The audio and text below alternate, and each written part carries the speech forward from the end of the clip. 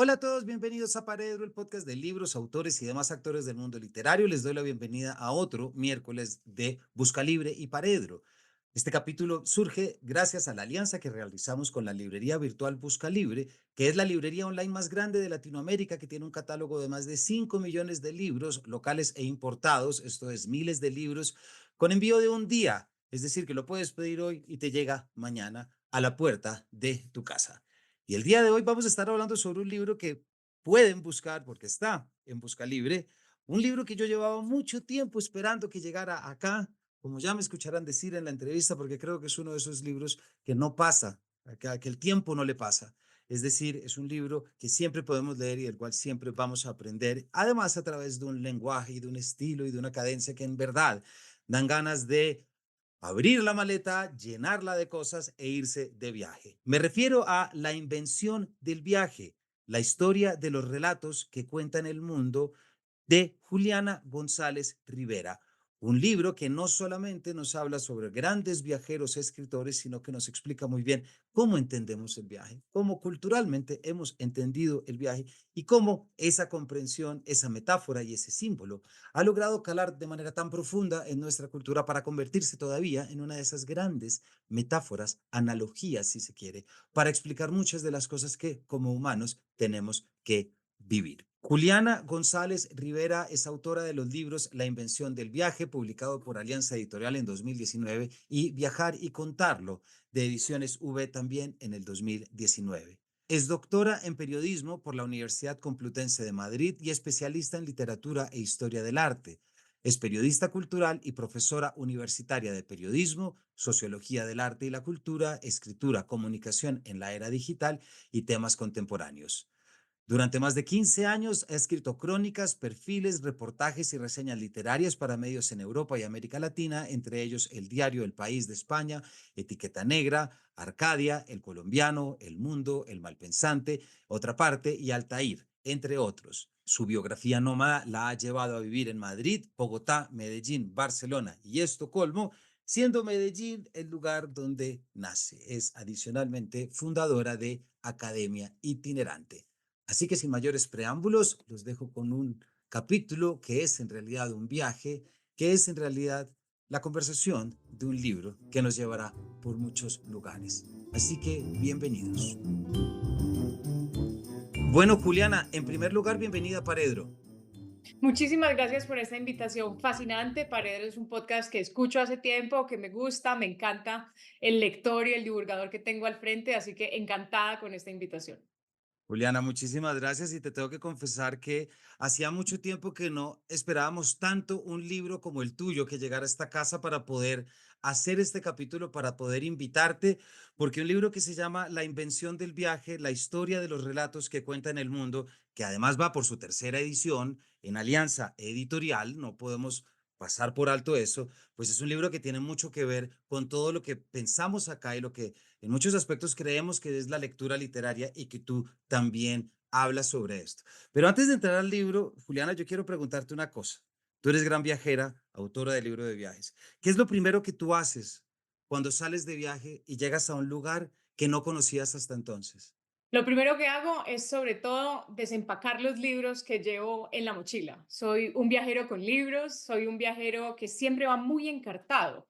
O sea, lo que hago es acompañar mis viajes siempre de lecturas, lecturas previas, lecturas durante y lecturas posteriores, porque creo que si bien uno debe llegar a los lugares con unos ojos limpios, también me parecería un acto un poco descortés con otros que han pasado por esos lugares, pues no haber conocido esos textos, esa aproximación. Como dice mi querido Jordi Carrión, todo tiempo, todo lugar merece no una, sino 10.000 relecturas. Entonces yo procuro ir armada de todos los que ya han escrito para no descubrir el Mediterráneo, pero procuro también limpiarme esos ojos al llegar y también ver qué es lo que me va a acompañar el viaje durante ese recorrido. Entonces eso es lo primero que hago.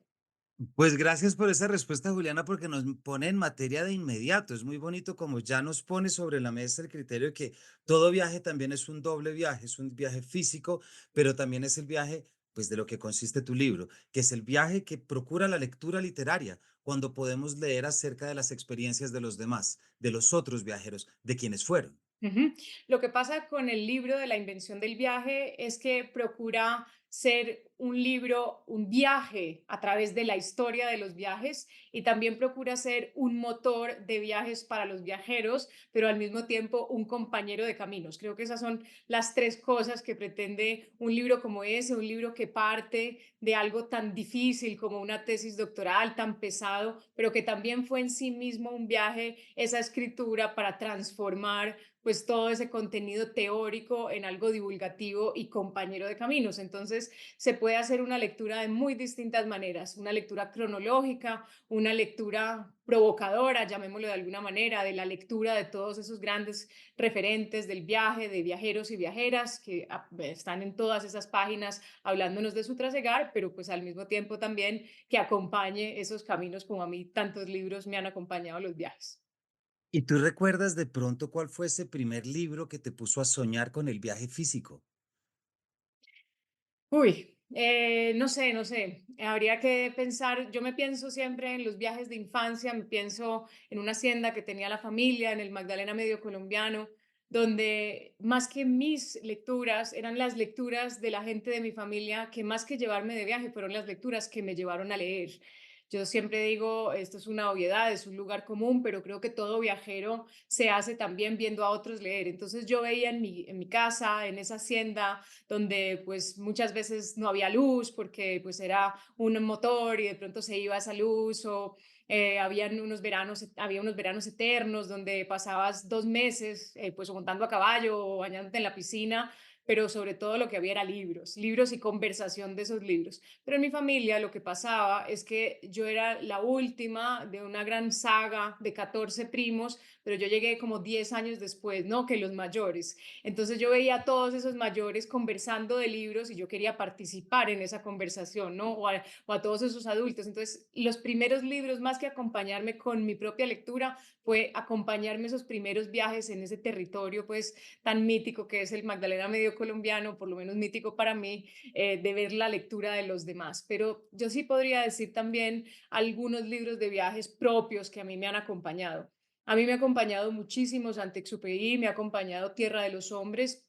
Es un libro que normalmente se titula en español Tierra de Hombres, pero recuerdo mucho a mi gran maestro y amigo Pedro Sorella que decía que eso era como una canción de machos, que ese no era el título de ese libro, ¿no? Que ese libro no se llama Tierra de Hombres, sino Tierra de los Hombres, en honor, pues, digamos, al gran humanista que era Saint-Exupéry, ¿no? Entonces ese es un libro que a mí me acompaña mucho, que yo siempre, siempre procuro tener, es el libro que muchas veces digo que llevaría a la isla desierta, y es porque es una reflexión permanente sobre qué somos los seres humanos, ese sentido del movimiento, pero también una cosa adicional, y es que todos debemos elegir, dice Santex, un instrumento para leer el mundo. Un instrumento, él tenía su avión, él desde su avión miraba y leía ese mundo y entendía esas verdades. Él decía que el campesino tiene su arado y con eso desentraña un montón de verdades de la naturaleza, y uno de los múltiples instrumentos que yo he elegido es el viaje, ¿no? Entonces, el viaje y los libros, entonces por eso siempre van ahí acompañados. Pues muchas gracias, Juli. Además, porque nos estás hablando ya, o ya se puede sentir detrás de tus palabras, una palabra muy importante con la que tú comienzas a hablar y tiene que ver con la libertad y con la noción de ser un hombre libre. Y aquí leo de Ujú, la página 13. El ujú, viaje es una vida elegida en la que el único modelo a seguir es el del hombre libre.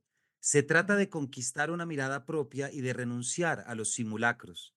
Pero eso ujú. implica muchas renuncias. Se descarta la posibilidad de un domicilio fijo, de una vida al uso. Ya no habrá banderas para envolverse ni identidades únicas a las que aferrarse. Y se aprende muy rápidamente por una especie de desarraigo crónico que deja de existir la posibilidad de sentirse en casa en un único lugar. No hay regreso, no hay llegada. Viaja solo quien sabe irse, como explicó en un verso Pedro Sorela. Yo creo que esto no sé dónde lo leí, esto no es mío, no me lo voy a atribuir y lo leí, quisiera muchísimo y si alguien lo sabe que no lo cuente para atribuirle esta frase y es que todos los escritores escribimos los libros para escribir un párrafo. Ese es mi párrafo. Ese es el párrafo que define el libro, es el párrafo que me define a mí, es el párrafo que resume todo lo que está en esas páginas, pero todo lo que yo soy y probablemente todo lo que escribiré de aquí en adelante. porque eso habla de la libertad, de la vida elegida, porque ahí también está mi otro gran viajero de referencia, que es Stendhal. Stendhal decía que no hay mayor privilegio que la elección consciente de la propia vida, que es una frase que yo suelo repetir mucho y se la digo mucho a mis alumnos, porque creo que mucha gente piensa que la vida elegida está al alcance de muy pocos. A la gente muchas veces la vida le cae encima y no saben muy bien qué hacer con esa vida que no ha elegido, pero que le ha caído encima. Entonces yo por eso también soy profesora de universidad, porque creo que ahí también se puede impulsar esa construcción consciente de la vida. Y lo que pienso es que eso está al alcance de todos y el viaje es una de esas múltiples formas de la vida elegida. Por eso, pues abogo tanto porque la gente salga al camino a recibir esas lecciones que solo provee la ruta, porque una de esas grandes lecciones es la construcción de una vida en libertad. Entonces, el Exacto. viajero se hace un ser libre y se hace un defensor de esas libertades, se hace un peleador contra las fronteras, contra los muros que nos dividen, este mundo con cada vez muros más altos, ¿no? Que cada vez más globalizado, pero viajan más fácil las mercancías que los seres humanos, donde los pasaportes, las banderas, todo eso nos aleja en lugar de acercarnos, ¿no? Entonces, creo en el viaje como esa metodología también de aprendizaje a través del contacto, ¿no? O sea, ese contacto con el otro en un mundo mediado por pantallas donde cada vez vamos a estar más alejados. El otro día cuando veía este dispositivo, ¿no? Que hoy nos parece espantoso, pero nos veo a todos usándolo dentro de 10 años, ¿no? Nos veo a todos por la calle caminando con las Vision Pro o con las que sean su equivalente en otras marcas, pues en un mundo que nos aleja cada vez más a través de pantallas y también lo vimos en la pandemia, pues lo que necesitamos es abogar por ese Mm. contacto, ¿no? Que nos acerca al otro y que yo me miro en ese espejo, que es el otro, para entenderme también yo mismo. Eso que acabas de decir me parece importantísimo y si alcanzamos más adelante vamos a hablar sobre, tú tienes un cierre en este libro que se llama eh, Un género exhausto, precisamente refiriéndote a lo que es la escritura de viajes. Pero Sí. ese es muy importante y es, si nos podemos preguntar qué tanto, por qué necesitamos tanto la lectura literaria en este momento, que es algo que acá siempre decimos, ahí Ujú, también nos estamos preguntando por qué no podemos dejar de viajar en ningún momento y por qué no podemos renunciar a la experiencia como una ujú. plataforma y un medio de aprendizaje, ¿cierto? Porque Que estamos en una sociedad de espectadores, nos hemos exactamente. convertido todos en espectadores, ¿no? Y lo que todos queremos ser en el fondo y en la superficie es actores. El viajero es un actor, por eso se enamora de su propio escenario, de la ruta que construye, ¿no? Entonces, eso es la maravilla del viajero, que es actor.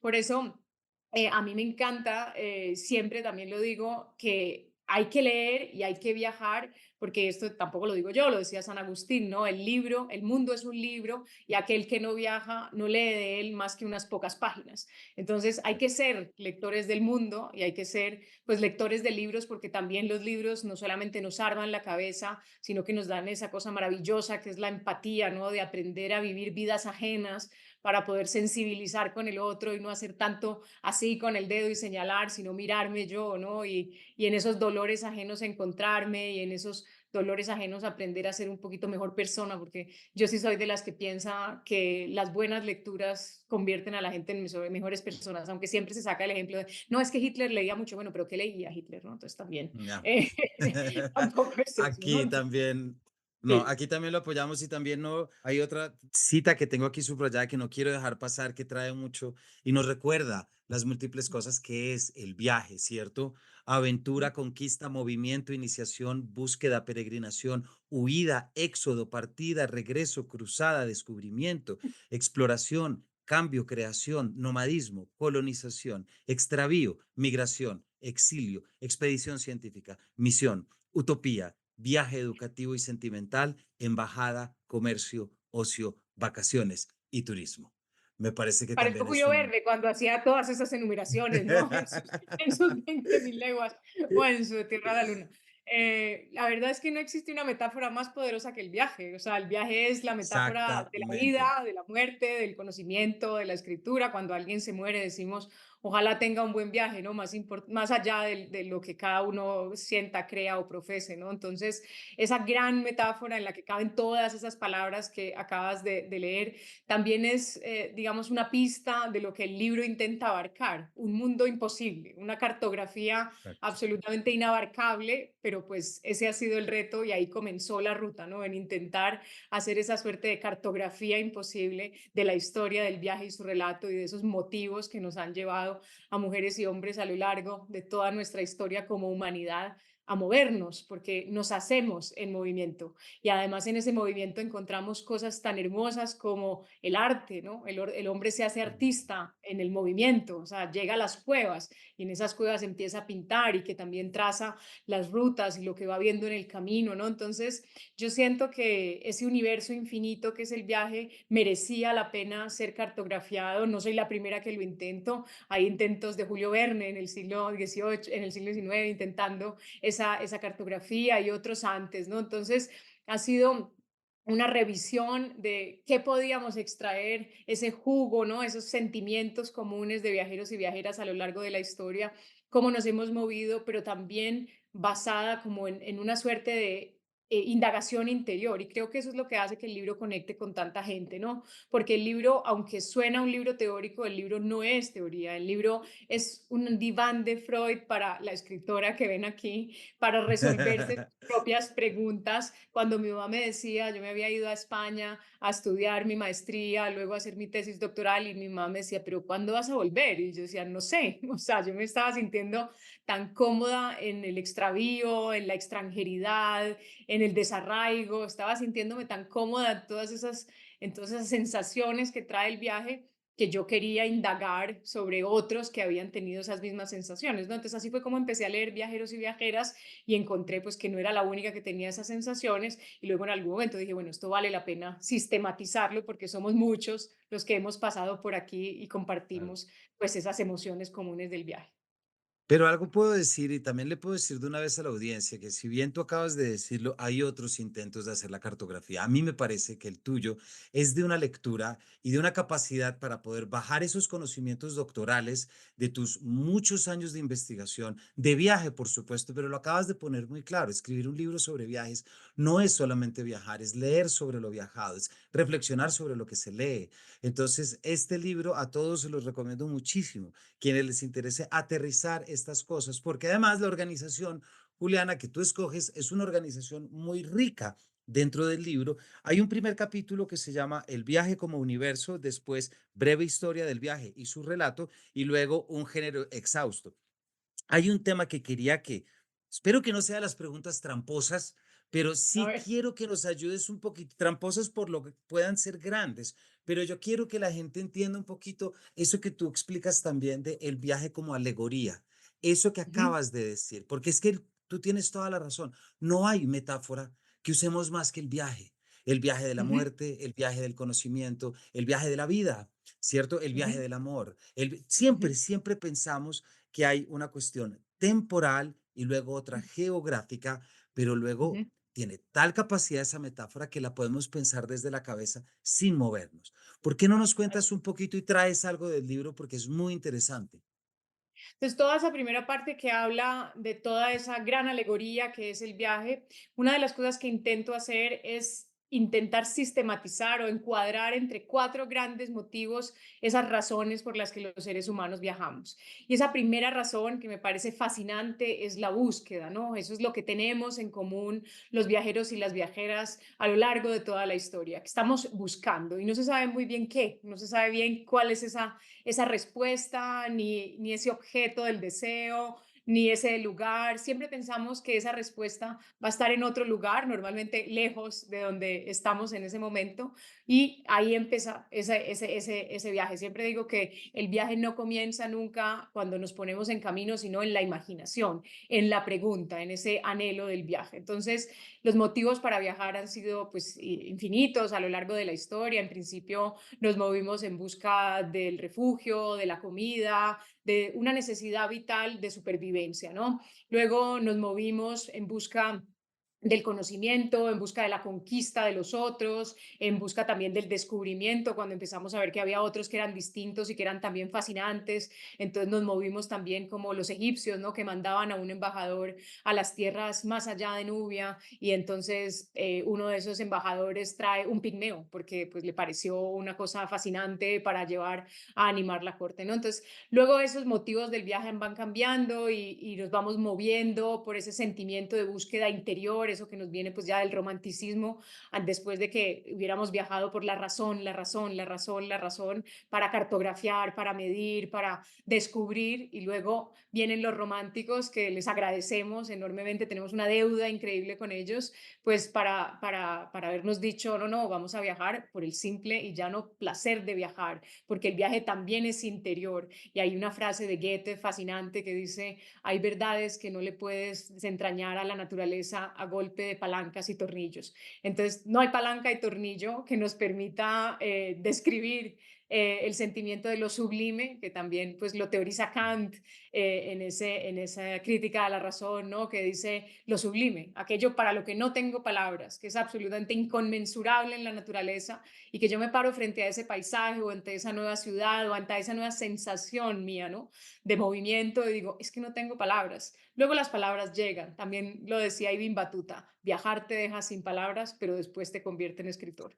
Entonces claro, como ves, soy una persona llena de citas, o sea, mi cabeza es una biblioteca en movimiento y entonces el libro es eso. Me acuerdo mucho cuando lo presentó Mario Jurchis, el querido Mario, en la Feria del Libro de Medellín y decía, conseguiste algo que decía Borges, ¿no? O sea, qué fantasía sería un libro cosido solo con citas. Pues eso es un poco lo que dice, es un libro cosido con citas, intentando de la manera más difícil, porque fue muy difícil de hacer, ese hilvanado donde los numeritos de la nota al pie y de la nota al final no fueran un obstáculo, ¿no? Porque yo, por ejemplo, detesto el numerito porque me entorpece, porque yo siento que tengo que ir a leerlo, ¿no? Entonces, se ha hilvanado de tal manera que la lectura sea completamente fluida y que esa alegoría, pues en esos primeros capítulos se entienda así de bien, ¿no? Ya me extendí Y a mucho mí, en la respuesta. no, para nada, nunca, no te preocupes porque nunca hay un viaje muy largo, entonces no Ujú, es tienes por verdad. qué pensar eso, pero es muy interesante eso y quiero que la audiencia lo sepa, cómo ese componente te ayuda a entender toda la reseña histórica que realizas de los viajes después.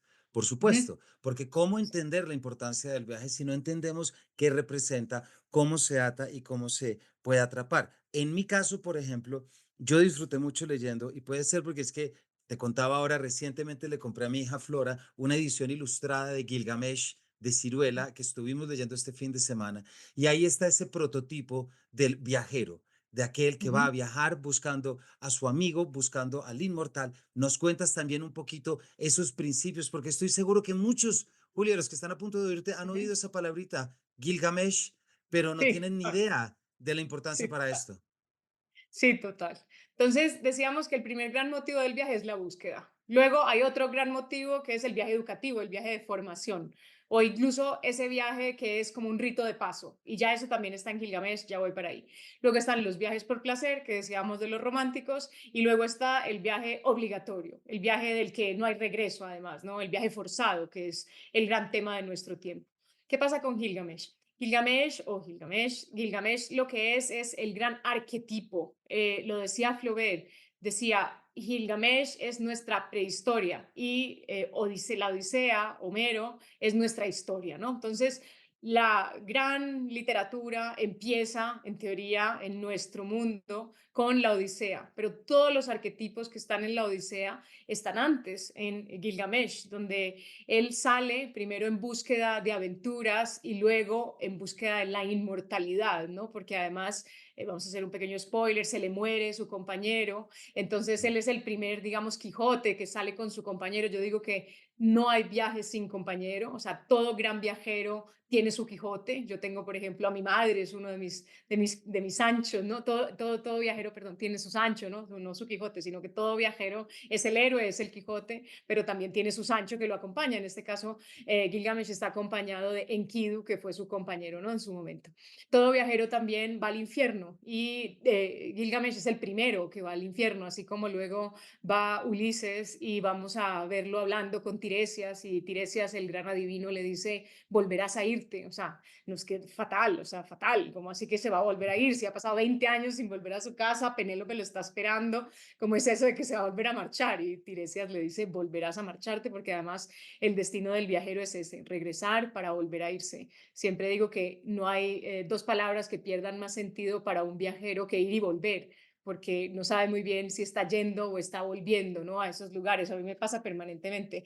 Voy a Madrid o estoy volviendo, voy a Medellín o estoy, nunca Claro. sé, ¿no? Entonces, eh, el Gilgamesh es espectacular porque es ese gran referente donde se fundan todos los arquetipos que luego ya serán los arquetipos más conocidos que traiga la gran Odisea, ¿no? Como referente de, no solamente de los viajes y de la literatura y de el hijo que busca a su padre y la mujer que espera a su amado, sino que todo eso ya estaba de alguna manera en Gilgamesh. Y eso es algo, una pequeña cosa para decir del libro, y es que el libro es un gran intertexto en una literatura que es la literatura intertextual por excelencia, que es esa palabra tan técnica. El intertexto es la presencia de un texto en otro texto.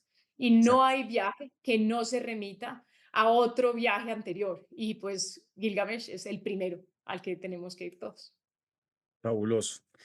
Y hablando de primero, hay algo que también la audiencia tiene que saber y es como en la noción de viaje de Cristóbal Colón ya está también Gilgamesh, vía Ujú, Odiseo, es decir, esta intertexto constante que se empieza a ujú, crear, que también es el primero que llega a una tierra y empieza a escribir sobre ella. Lo que me hace ujú, pensar, Juli, que te quería hacer una pregunta.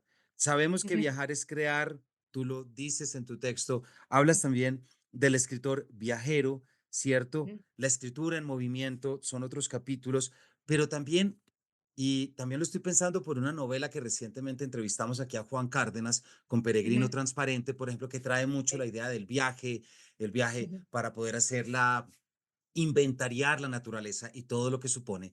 ¿Cómo entiendes tú o cómo nos ayudas a entender eso que tú también dices? La verdad del narrador viajero nunca es completa. Es decir, esos momentos en los que el Sí. viajero que viaja, ese conocimiento que se lleva, no termina siendo todo, porque también es muy de nuestros tiempos, y no digo que es únicamente de nuestros tiempos, pero de ahí es poquito la semilla de los imaginarios, de los preconceptos, etcétera, etcétera. ¿Cómo manejamos el relato de viajes desde esa perspectiva? ¿Abrazamos su aspecto ficcional sin más o sencillamente desconfiamos de él? Yo creo que es más la primera. Yo creo que es un poquito todo. Vamos a ver, yo, aparte de la invención del viaje, está otro libro que es como su secuela, que es Viajar y contarlo. Y Viajar y contarlo aborda muchísimo ese tema, ¿no? La dicotomía entre la verdad y la ficción en el viaje. Yo digo que el periodismo, y digamos que esa era la raíz de mi tesis doctoral, uno como investigador hace una tesis de doctoral para demostrar un concepto nuevo o algo distinto. Y lo que yo intentaba demostrar es que el origen del periodismo está en el viaje, ¿no? Entonces, que todas las características del periodismo, su búsqueda de fuentes, su búsqueda de la verdad, bueno, la metodología, ¿no? Entonces, todo eso estaba desde antes de ser periodismo estaban los viajeros. Pero ahí mismo descubro que el origen de las fake news también están los viajeros. Las noticias falsas se las debemos a un viajero que en el siglo sexto antes de Cristo lo mandan a que cuente la India y él no ha ido a la India, ni tiene ningún interés en ir a la India y él se dedica a conversar con gente y le dice, no, allá hay gente sin cabeza, allá hay gente de un solo pie, están los hombres de la cara en el pecho, están los hombres con pies de elefante y él escribe un libro fascinante que se llama Índica y entonces desde entonces tenemos ese imaginario de la India como ese lugar poblado de maravillas. Entonces ahí está también el origen de las fake news. Pero no solo eso, existía otro género entre los griegos que se llamaba la paradoxografía. Y los paradoxógrafos eran una especie de reporteros arcaicos que iban por los caminos tomando notas de lo raro, lo asombroso, lo sobrenatural, lo milagroso, una suerte de, también lo digo en el libro, una suerte como de antecedente del realismo mágico, porque ellos decían, hay hombres que tienen testículos gigantes, nadie les creía, pero claro, existe la elefantiasis, que es una enfermedad y que precisamente puede generar que unas tribus de hombres tengan los testículos gigantes. Entonces, tanto verdad como mentira, como realismo mágico, entonces es fascinante porque a los viajeros les debemos la verdad y la ficción con la que creemos conocer a los demás mientras podemos ir nosotros a comprobar si eso que nos han dicho es verdadero o es falso. Por eso el libro se llama La invención del viaje, porque los viajeros cuentan el mundo para nosotros. Eso lo dice Walter Benjamin, la noticia de la lejanía se le confía al viajero. Y todavía es así hoy, o sea, la gente dice es que los franceses son muy antipáticos. Bueno, hasta que tú puedas ir a comprobar si son tan antipáticos como otro viajero te lo ha dicho, ¿no? Entonces, Exacto. sigue siendo potestad del viajero esa verdad y esa ficción. Los viajeros han inventado ese mundo para nosotros, nos han hecho creer en tierras prometidas, en mundos helados, en los desiertos con ese manto de estrellas y con el viaje a la luna que finalmente hicimos realidad, ¿no? Que venía desde Luciano soñando con él o Cyrano de Bergerac, pues entonces hasta que un día Claro. el viaje a la luna llega a ser realidad. Estaba pensando justamente en ese Cirano, precisamente. Ujú, Tú acabas de hablar de lo de maravilloso y también quiero traer, cuando hablas de esas miravillas, que son también los criterios de escritura de la Edad Media, que vinculas mucho esto, ¿cierto? ujú, Y aquí es donde uno entiende, se me viene ahorita a la cabeza este diálogo que tienen García Márquez y Vargas Llosa y cómo García Márquez dice, no, es que yo conozco a Vargas Llosa y él lo que quiere es que yo confiese que toda la literatura sale de la maíz de Gaula y no lo voy a hacer. Pero ahí está, ¿cierto? Porque está la noción de viaje, porque cuando el caballero sale a la aventura, pues está listo a eso. La aventura, como ya lo dijimos, forma parte y la aventura siempre es aquello que le va a traer ese componente de lo maravilloso, de lo ujú, extraordinario y que luego hay que viajar para ver ujú. si sí es así o no es así. La constatación a través de la experiencia. Todo viajero viaja de alguna manera para comprobar aquello que ha oído decir. Entonces, para hacerlo, digamos, a través de un ejemplo fascinante es el gran viajero medieval es Marco Polo. Marco Polo, que es uno de mis pasiones, que yo Marco Polo creo que si hubiera vivido en tiempos de Marco Polo lo hubiera perseguido en bicicleta por el mundo. O sea, Marco me parece un ser absolutamente fascinante. Marco, que es un viajero medieval, él viaja y nos va dejando su diario, su relato, que él lo llama la descripción del mundo, pero luego cuando el libro se publica lo llaman las maravillas del mundo, porque nadie creía lo que Marco nos estaba contando, ¿no? En la misma línea que veníamos hablando de la verdad y la ficción de los viajeros. Entonces, cosas que nos cuenta maravillosas Marco Polo es, por ejemplo, las dunas cantoras del desierto. Y él dice, es que en los desiertos, en el desierto del Taglamacán, que es por donde pasa, ¿no? Ese desierto mítico, donde morían los caravaneros de la Ruta de la Seda, él decía, las dunas cantan y parece como un redoble de tambores y un chasquido de espadas, ¿no? Y la gente decía, este señor, ¿qué nos está contando, no? Y luego contaba de un aceite negro que se usaba en distintas zonas del Asia Central para curarle la sarna a los camellos, pero que era un aceite que no se, con el que no se podía cocinar, ¿no? Y era el petróleo, los pozos de Bakú por los que Marco Polo pasa, ¿no? Y que en ese momento pues eso no se conocía ni se sabía para qué era. Entonces, son verdades de ese libro, de esas maravillas, porque Marco Polo, como es un viajero medieval, él lleva su idea en la cabeza de ir comprobando aquello que tiene que encontrar, eso que ha oído hablar, porque además también va buscando los monstruos, ¿no? Porque es que los monstruos en la Edad Media se ponían en los confines de los mapas, por eso esos mapas fascinantes de la Edad Media que decían, a partir de aquí, monstruos, porque la gente no sabía, Sí. ¿no? Por eso, y por eso tan fascinante Colón, ¿no? Que lo dejamos un poco en punta en una pregunta anterior. Colón viaja para constatar aquello que ha leído en Marco Polo. Y es fascinante ese pensamiento de Colón en ese momento cuando se va a un mar donde decía a partir de aquí monstruos, ¿no? Entonces, esos viajeros medievales que nos cuentan todas esas maravillas. Hay otra historia buenísima relativa a esas maravillas y a los monstruos, y es que otro viajero, cuando llega a Mongolia, le pregunta a un par suyo, le dice, bueno, ¿y los monstruos dónde están? Y el otro le dice, ah, es que yo pensé que los monstruos estaban donde usted vive. O sea, para él también eran los confines del mundo, por tanto, esos monstruos estaban era allá, ¿no? Entonces, esa lejanía. Entonces, esos viajeros medievales a mí me fascinan porque esos viajeros no siempre mentían, lo que pasa es que, lo que no teníamos era la posibilidad de constatar, porque ese viaje, el gran viaje, y creo que sigue siendo así, el gran viaje sigue siendo un territorio de muy pocos, ¿no? De esos poquísimos intrépidos que realmente se van a la ruta. Pero entonces, ¿para qué todo este preámbulo de Marco y las maravillas? Es que si uno lo piensa dos veces, la maravilla del viaje es que aunque se pensó que era mentira todo eso que nos estaba contando, luego eso se comprobó. Y una anécdota para darle como un moñito encima, cuando Marco Polo va a morir y él es un cristiano y está en su lecho de muerte y vienen sus amigos a decirle, oye Marco, no puedes morir en pecado, o sea, dinos ya que todo eso que nos has contado es falso. Y Marco Polo responde célebremente para la historia, no conté ni la mitad de lo que vi. Pues eso es lo que le pasa siempre al viajero. Muy bonito, gracias por eso.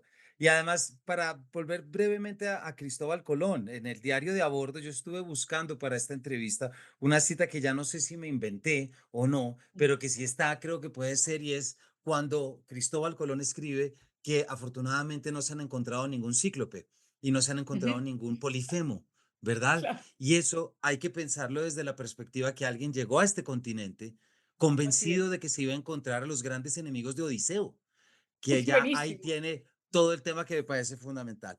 Juli, pero se nos acaba el tiempo y quiero que vayamos un poquito a dos cosas que me parecen importantes y es pensar toda la narrativa que tú traes y toda esta construcción en tiempos modernos, es decir, Ujú, hoy, ahora. En ujú. 1890, Wilde publica La decadencia de la mentira, donde Vivian le dice a Cyril, si tú quieres ir a conocer Japón, no vas a actuar como todos, no te vas a ir hasta Japón, sino que vas a sacar un libro de arte japonés y lo vas a ver en tu estudio victoriano y vas a ver, esa es la experiencia japonesa.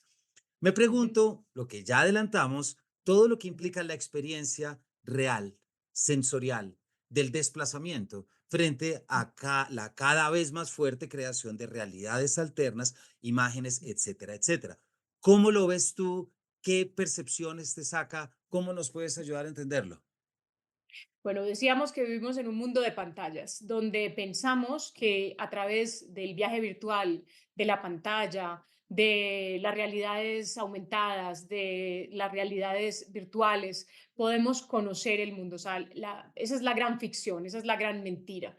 El mundo, el viaje necesita el relieve que tiene el mundo y que por tanto nosotros tenemos que ir a vivir ese relieve porque es parte de la experiencia del viaje. Quedamos muy cansados en pandemia de las pantallas, están ya omnipresentes en nuestra vida, cada vez serán más, pero yo creo en el viaje como esa metodología para aprender a través del contacto con el otro, para aprender que el otro, para poderme mirar en ese espejo que es el otro. Eso yo no puedo hacerlo de manera virtual, yo tengo que vivir ahí. Por eso uno de los grandes antecedentes, digamos, de la antropología, de la etnografía, son los viajeros, ¿no? O sea, no existiría Levi Strauss sin los viajes, Michel Lery sin los viajes, ¿no? Que son esos primeros etnógrafos y antropólogos que lo que se van es a vivir entre los otros. Y el verdadero viaje es eso, es ir a ver el otro desde su situación, desde su lugar vital, desde la manera en la que desayuna, hasta la manera en la que se relaciona con la gente en la calle, hasta cómo va de rumba, hasta cuáles son sus ritos y sus actividades permanentes, porque ese conocimiento a través del contacto es el que realmente nos permite haber viajado. Para mí, ¿qué es viajar? Viajar que no necesita ni mucha distancia ni exceso de kilómetros. Lo que necesita es que algo se mueva dentro de ti, ¿no? O sea, el viaje creo que realmente ocurre cuando algo se ha movido, cuando algo se ha roto, de hecho. Siempre digo que el viaje es una huella, el viaje es una herida, el viaje es algo que sucede en medio de una gran soledad, pero sobre todo eso solo puede ocurrir con un viaje real. ¿Qué pasa con un viaje real? O sea, cuando realmente sales de la pantalla y vas y te aproximas al otro. Nosotros vivimos también en un mundo que está lleno hoy de influencers de viajes, de nómadas digitales, de personas que además están haciendo como una suerte de promoción del mundo. Me gustaría que aparte de esa promoción del mundo, hablaran de una promoción del viaje, ¿no? Porque es que ellos están mostrando un preciosismo de los lugares, que eso también es muy falso, ¿no? Entonces, necesitamos recuperar el relato, que eso es algo de lo que pues siempre hay que hablar, ¿no? De la necesidad del relato por encima de la imagen, porque la imagen siempre se va a quedar corta, siempre se va a quedar corta frente a la experiencia real y frente a la narración. Es muy interesante, Julia, esto que dices, porque evidentemente ahorita podemos pensar que, y claro, por los tiempos en los que vivimos, hay mucha información y contenidos digitales que se Ujú, crean a través de TikTok, de YouTube, es decir, TikTokers, YouTubers, que están llevando ujú, a cabo esta experiencia de mostrar el mundo. Sabemos muy ujú, bien cuáles son los criterios promocionales, pero no podemos desconocer que también, nos guste o no, crean una Ujú, narrativa, crean una ujú, realidad que ujú, ven miles de niños, de jóvenes, y que pasa desde que pueblitos que vivían felices después de que pasan por ujú. un youtuber se inundan de turistas y lo Totalmente. arruinan, por un Ujú, lado, o ujú. cuántas otras cosas que, como tú bien dices, muestran una belleza que no es tal y que responde a otros. Estamos entrando a un terreno narrativo en el que el relato puede verse cambiado, transformado, para bien o para mal. Y yo creo que hay varias cosas que decir. Una, el preciosismo de las imágenes, que es sobre todo una falsificación del mundo. Eso no significa, como también están haciendo ahora otros influencers de viajes, es que como ya se les ha criticado por mostrar solo la parte bonita, entonces ahora se van a la pornomiseria, perdón la expresión, Ya, pero sí. es a No, esa pero es especie buena de expresión, sí. explotación de la miseria, ¿no? Que también les da muchísimas vistas y muchísimos likes, porque entonces ahora me estás mostrando ese otro lado del mundo. Yo creo que no se trata de eso. Sí creo que ellos hacen una cosa muy bien y es que impulsan a muchos al camino, impulsan a muchos a el viaje verdadero. No, no ocurren todos porque normalmente se queda en la capa, en la primera capa del viaje, que es el turismo, ¿no? O sea, para no caer siempre en esa dicotomía de o viajero o turista, porque parece que ahora nadie quiere ser turista. Todos somos turistas, todos nos abanicamos debajo Sí. de la palmera en algún momento de nuestro trasegar, de nuestras vacaciones. Pero lo que sí creo es que hay que privilegiar la experiencia del viaje por encima del ocio, las vacaciones y el turismo. Yo lo que digo es, abanícate de vez en cuando debajo de la palmera, pero permítete también la experiencia del viaje verdadero, ese viaje que te va a confrontar, ese viaje que te va a sacar de tu zona de confort, ese viaje que te va a obligar a hacerte las preguntas, a medir tu capacidad de aguante. Entonces, esa falsificación o esos lugares que se ponen de moda, ¿no? Ahora estuve en París y entonces el tour de moda es el tour de Emily en París, ¿no? Porque parece que Emily, la serie, pues ahora está llevando para un montón de tours por París. Eso no es viajar, eso es hacer turismo. No tengo nada contra el turismo, o un poco sí, sí tengo cosas contra él, pero digamos que son matices en los que no vamos a entrar en este momento.